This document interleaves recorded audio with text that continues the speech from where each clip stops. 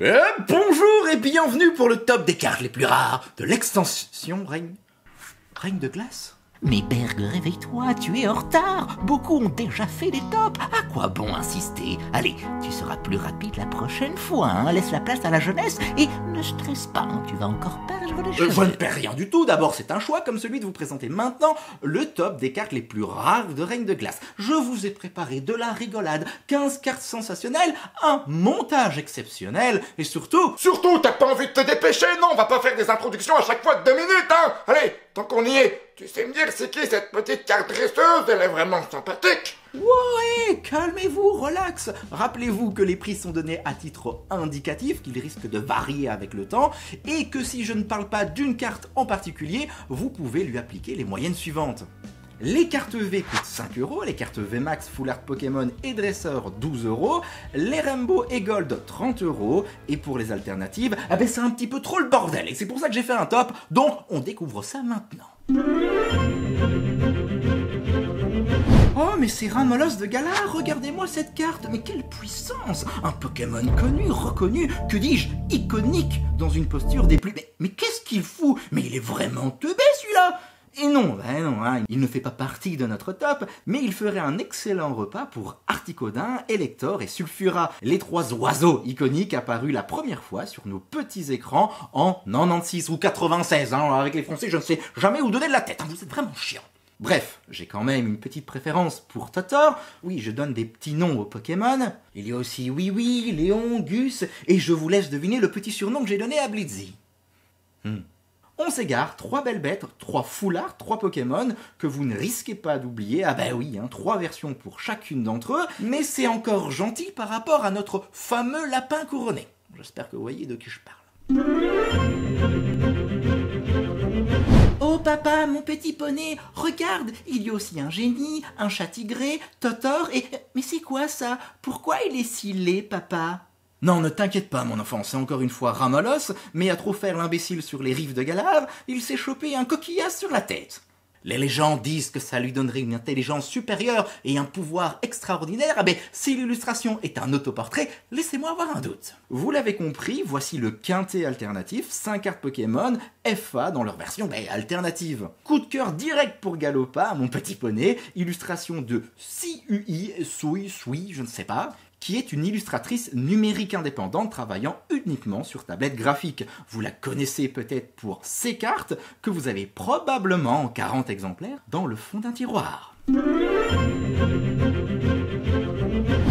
Bon là, et vous deux, vous me saoulez déjà, hein. Vous restez là avec Ramolos, hein, mettez votre tête dans l'eau et votre queue où vous voulez, et laissez la place à Brazegali et Silveroi. Et voici les prétendants. Brazegali fait 1m90, il fait du kung-fu depuis son plus jeune âge, il déteste Gus et toute sa famille, et il a déjà regardé Chicken Run 50 fois. Lui, c'est Silveroi, cavalier de l'effroi, mais aussi du froid. Il porte des testiboules en guise de collier. Il a déjà essayé de monter mon petit poney, et ce qu'il préfère dans la vie, c'est rire. J'adore. Voilà, à vous de me dire quel serait votre choix entre ces deux cartes. Honnêtement, après réflexion, après avoir pris du temps, parce que le choix est très difficile, je vous dirais, je pense, je ne suis pas sûr. Franchement,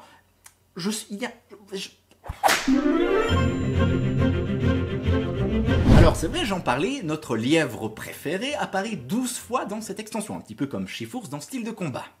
Voici pour l'avant-dernière fois une de ces versions alternatives. Pour moi, une des plus belles, des plus coûteuses et... Enfin, un Pokémon de la première génération! Oh, il était temps! Ronflex, le beau gosse d'épée et bouclier qui, depuis le début, nous fait vraiment plaisir. Big up à sa full art de la première extension, qui est une des cartes les plus difficiles à choper dans l'extension épée et bouclier. On le retrouve dans Règne de glace pour la première fois dans une version Gold. Et quelle carte, car si le visuel ne plaira pas à tout le monde, lisez-moi ce talent de malade. En effet, Goinfrerie sera sûrement un atout de masse dans beaucoup de decks, Archéodongue et Electrode étant au second plan, mais en fait, ce ne sont pas des cartes qui sont si désintéressantes que ça. Je vous invite à regarder leur effet. Allez, on est déjà au dernier top, on y va ? Alors, selon vous, qui trône à la première place de notre classement? Réponse A, Ramolos de Galar. Oh non, mais on en a ras le cul, lui. Réponse B, Silveroi, cavalier des froids. Réponse C, Silveroi, cavalier des bois. Réponse D, coquillas, crustacés des marais. Oh, c'est la réponse B, Jean-Pierre, cavalier des froids. Et c'est une bonne réponse, jeune homme ou jeune fille, je ne sais pas, vous perdez donc 200 €. Rendez-vous pour le prochain épisode au mois d'août. J'imite bien Jean-Pierre Foucault ou pas? Non, c'est dégueulasse. C'est donc cette carte qui clôture notre top, et loin d'être une exception, ce sont plus d'une dizaine d'alternatives qui font de cette extension une collection extrêmement difficile à compléter. N'oublions pas les superbes full art dresseurs, Pokémon aussi, les cartes holo et les rainbow qui ne font qu'enfoncer le clou.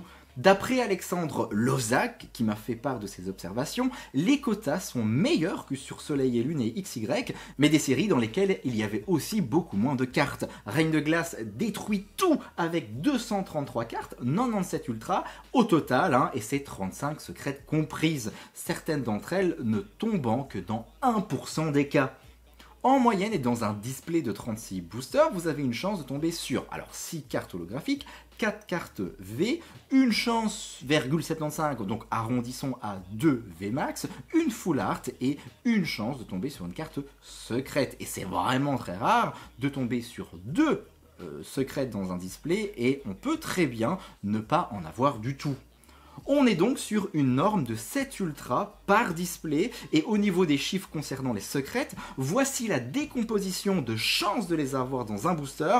Je vous invite à mettre sur pause pour admirer ce ratio de fou malade. Vous l'avez compris, le plus dur à avoir sont les full art trainers et les full art alternatives, les VMAX alternatives aussi, mais il n'y en a que 3. Alors, petite note rigolote, Alexandre a fait une petite loi de probabilité pour estimer combien de boosters il faut ouvrir pour être sûr à 95% d'avoir toutes les cartes. Et bien pour Reine de Glace, il faudrait en ouvrir 10 207. Et toujours selon ses dires, à l'époque, de Soleil et Lune, c'était environ 4000 boosters, et XY, 700 pour avoir 95% de la collection.